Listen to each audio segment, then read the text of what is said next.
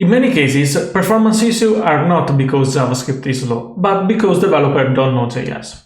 Every time the code base seems slow, the result is developer frustration and many phrases like JavaScript is slow, JavaScript is the worst programming language in the world, etc. etc.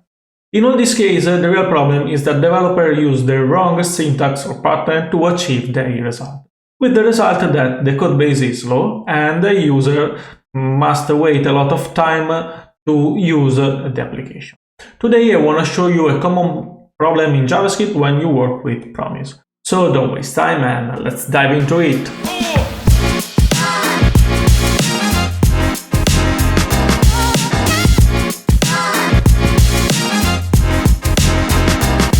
It's common in JavaScript to work with promises, and as you know, you cannot know how much time every promise takes to resolve or reject. Imagine you need to handle a bunch of promises to retrieve your data, and voila, you have the perfect recipe for a disaster. Let's look at this promise. It's a simple promise that waits for a time and resolves the promise after this time. You can imagine this function as a common function in your application that retrieves data from an API or wait for a SQL query or wherever you want. Then, imagine you have a beautiful collection with some data, and these data are required to retrieve your data from the previous function. A typical approach developers follow is this: a simple for to iterate over the collection, and on each iteration call the function to get the data with the await syntax. This approach is simple to read. But what happens if we run the code in the terminal? As you can notice, the code takes much time because every iteration has to wait until the performance is resolved before moving forward. And change tires. Lumore himself changes the tires. Only 4 crew members, including the driver, are allowed to work on the car. It's a tense time. Holland stays in his seat, anxious to get away. Let's watch.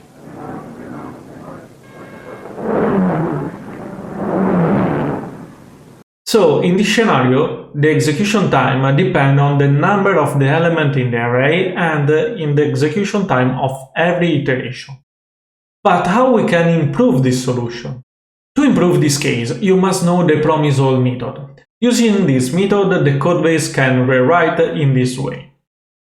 As you can see now, a new array contains all the promises, and using the promise.all, you can wait for the execution of all the promises. This approach permits the execution of all the promises in parallel and reduces the execution time drastically. Let me show the result in the terminal. As you can notice, the execution this time is faster, and the time is a bit much of the delay setting in the function executed in the loop.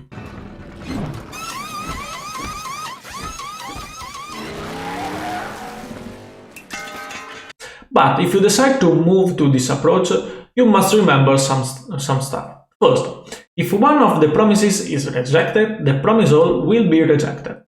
The promise.all result returns a list of elements where you can find the result of the relative promise on every element. So, first result, first promise, second result, second promise, and so on. Another essential things to remember is that by following this approach, you should negatively affect the performance of the service behind your method. For instance, if your method calls an API or a SQL query, these services will receive many requests to handle and could suffer performance or start using many resources. Last but not least, you can also use the promise.all settle to handle your collection of results.